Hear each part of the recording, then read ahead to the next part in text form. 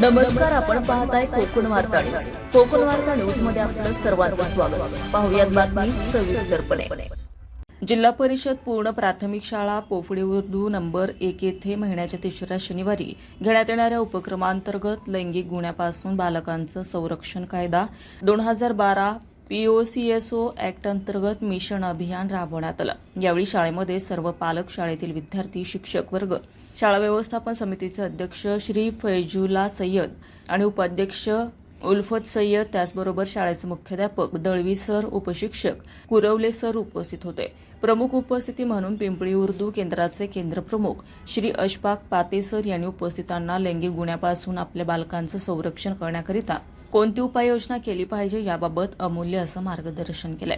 यावेळी त्यांनी पालकांशी संवाद साधत बालकांशी मैत्रीपूर्ण वातावरण निर्माण करण्याचं आवाहन केलंय.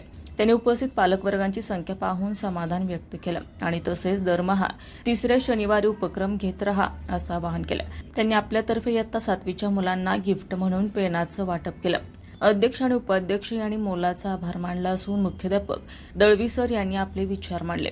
शेवटी उपशिक्षक कुरवले सर यांनी उपस्थितांचा आभार मानत कार्यक्रमाची सांगता केली.